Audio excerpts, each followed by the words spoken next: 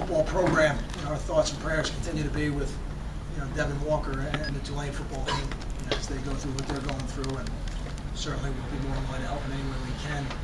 And probably be remiss if I didn't do the same to the families of all the 9/11 responders.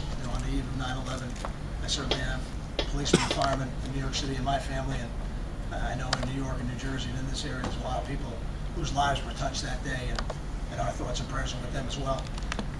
It's good to be coming off another win against a good football team, and it's a short week. It's a little different doing this type of press conference after already having 2 practices to get ready for Thursday night, but that's kind of where we are. We moved on pretty quickly from the Howard game, and with that, I'd open it up for some questions. Has there been a common theme defensively, the way Rutgers has kind of contained B.J. Daniels? He hasn't had great numbers in 3 starts against him. I think it's a great challenge every year. He's one of the more dynamic offensive players in our league, and we've certainly had some good defenses here in the past, but I think what you see this year from B.J. is an even better version of what he already was, which was a guy who played at a high level. So I think it'll be a great challenge for us this week. I don't know if there's every week, obviously, we have a game plan for the offensive plays and the system that we're going to see. But I think you have to be ready to play good, sound defense every play, because he's got the ability to expose you on defense every time he has that ball in his hands. Kyle, anything new that you can give on injury updates, the guys that had tests on, or how people didn't practice today? I guess the best way to say it is I'm optimistic about the team. I felt good about what he did today. I'm pessimistic about Andre. I'm not feeling great about that right now. And I think Savon is 50-50 at this point. Coach, there were a couple missed connections on deep passes from Nova to Coleman the last game. Do you have any concerns about Coleman and the deep passing game in general? No, not really. Not really. I think when the further down the field you throw the ball, the completion percentage generally goes down. You hope to hit. If you throw the ball over 20 to 25 yards and you can complete more than half of them, you're probably doing pretty well. We were fortunate to complete a couple touchdowns to Brandon. I don't remember exactly what the distances were, but I really feel as he progresses through his career, he's still at the beginning stages of his career. I think he's only going to get better at running those deeper routes, and we're only going to get better at throwing it to him. And we certainly need to give him significant opportunities every game, because he's somebody who can affect the game in a big way. Kyle, did you reach out to Greg at all after he won his debut yesterday, and did you hear from him when you won yours? I got a great text message from him. We actually spoke prior to our first game. I got a great text message from him after the game, and then I reciprocated, and I sent him one after I'd heard that they had closed it out yesterday. But we have not talked. I'm sure they've moved on, and then they have another big game coming up for them, as do we. And hopefully maybe in pregame I'll get a chance to say hello to him.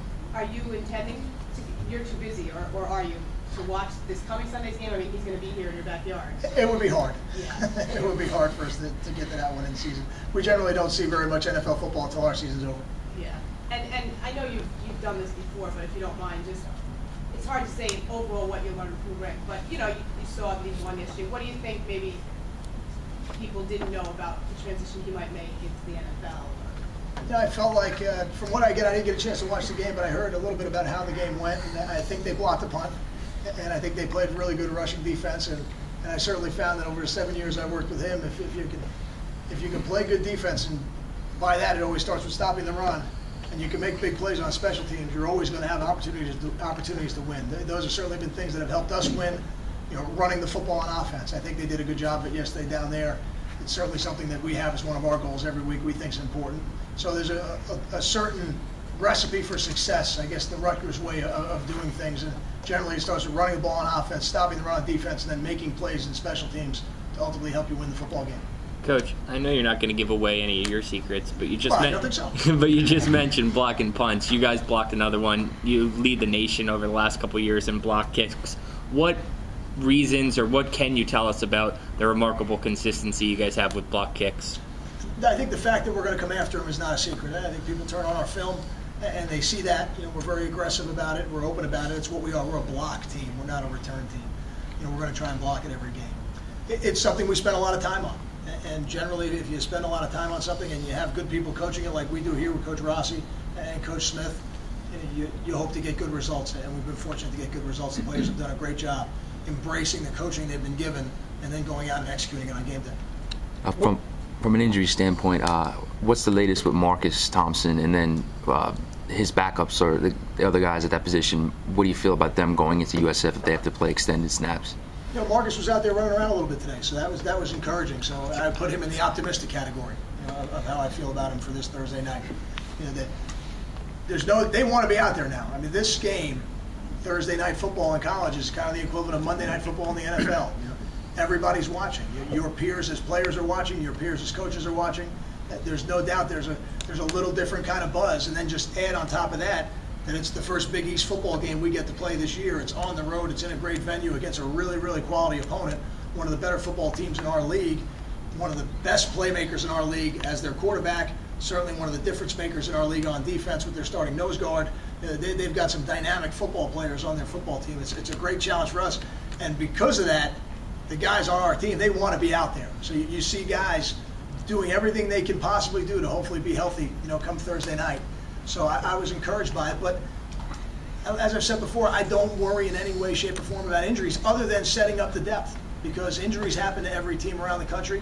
And when they happen, the next person's got to be ready to step up. And when that person steps on the field, they are now the starter. And our expectations and our standards don't decrease at any point.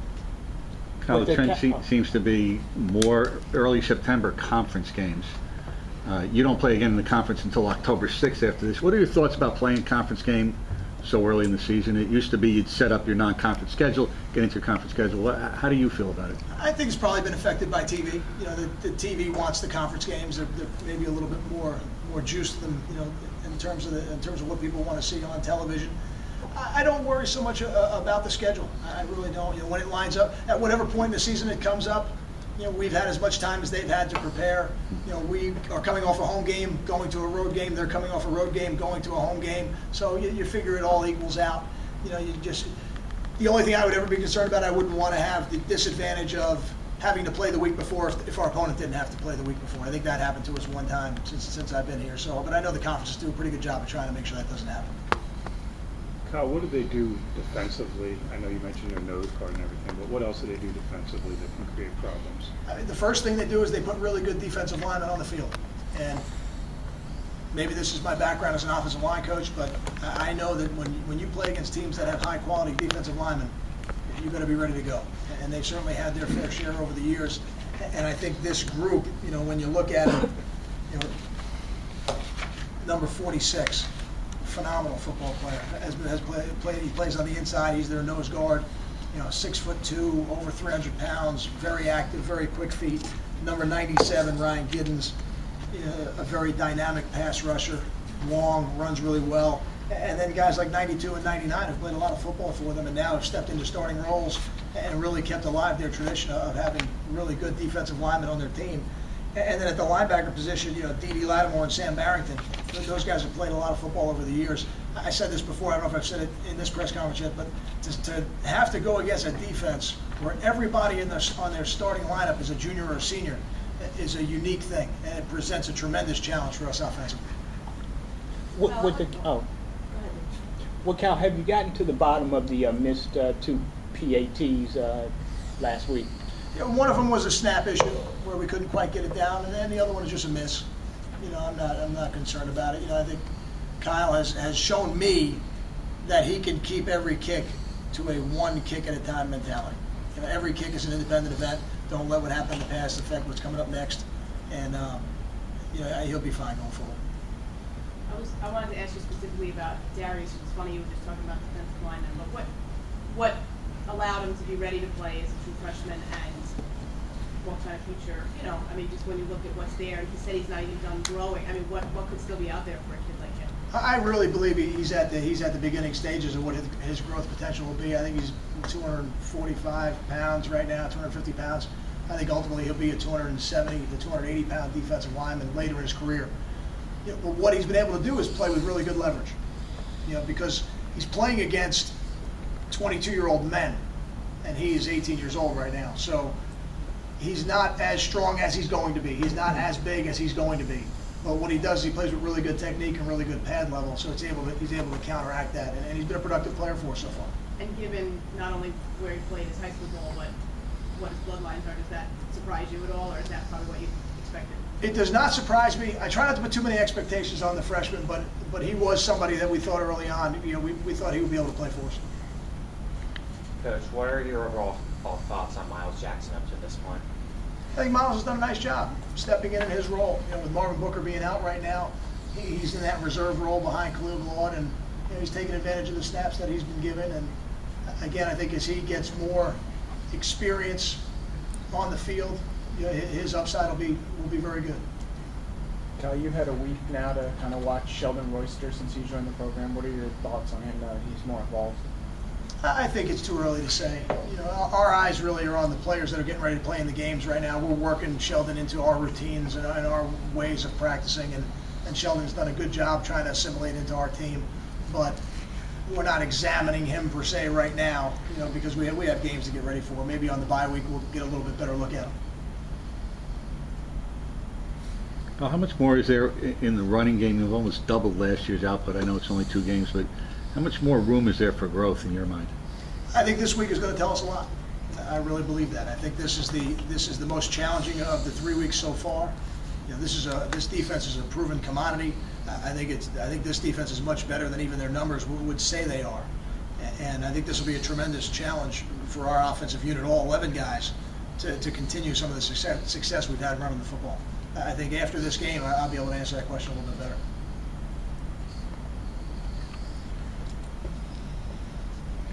Kyle, how big do you view games like this in recruiting since you guys are still active in Florida? Anytime you're on national TV, it's certainly an opportunity to show everybody what your program is about. And certainly being on the road, it's a little bit different experience when you're at home, because you don't get the game day atmosphere to show your recruits, but you certainly get to show them what your program is and what it's about. I would hope that any recruit that would be watching Thursday night would not make a decision on a school based on a single night's event. You would hope it would be more about the people and the relationships, and ultimately what that university, that diploma from that university can do for you going forward. But I do think, because it's on national TV, there's certainly going to be a lot of eyes on it, and it's going to be valuable. Any other questions? Thank you.